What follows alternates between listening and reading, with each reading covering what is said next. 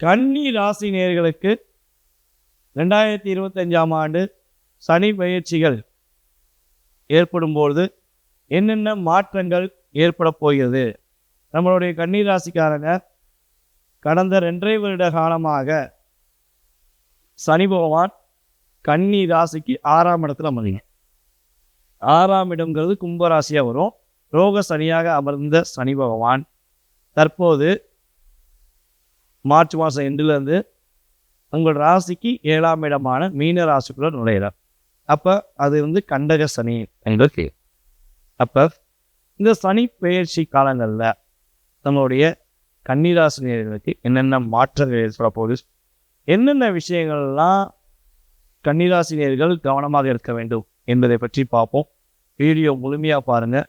So அப்போ தான் உங்களுடைய ராசிக்கான சனி பெயர்ச்சி பொது பலன்களில் நீங்கள் என்னென்ன சந்தோஷத்தை பெற போகிறீங்க, எந்தெந்த விஷயங்கள்லாம் நீங்கள் கவனமாக இருக்குங்கிறத தெளிவாக சொல்லியிருக்கேன்.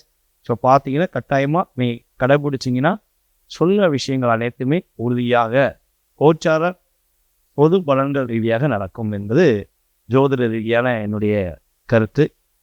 ஓகே, கடந்த காலங்களில் உங்கள் ராசிக்கு 6ல் அமர்ந்த சனி பகவான் இந்த 2.5 வருஷத்தில் கன்னி ராசிக்கு என்னென்ன விஷயங்கள்லாம் சின்ன பாதிப்பை கொடுத்துருப்பாரு, என்னென்ன விஷயங்களில் நீங்கள் ஒரு மறக்க முடியாத செயல்பாடுகள் உங்களுக்கு நடந்திருக்கும் அப்படிங்கிறத ஒரு ஷார்ட் அண்ட் ஸ்வீட்டாக இந்த 2.5 வருஷத்தில் கன்னி ராசிக்கு உள்ள செயல்பாடுகளை சொல்கிறேன்.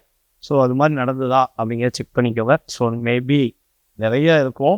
நிறையா விஷயத்த சொன்னோம்னா வீடியோ பண்ணால் 1.5 மணி நேரம் பண்ண வேண்டியிருக்கும். ஓகேவா? ஸோ அந்தளவுக்கு நடந்திருக்கும். ஸோ அதெல்லாம் சொல்லாமல் சில விஷயங்களில் கருத்துக்களை கணிப்பாக சொல்கிறேன். ஸோ இதெல்லாம் நடந்தது என்றால் எதிர்காலத்தில் நடக்க போகிறதும் உண்மை என்பதை நீங்கள் புரிஞ்சுக்கிடுவீங்கிறக்காண்டி ஷார்ட் அண்ட் ஸ்வீட்டாக சொல்கிறேன்.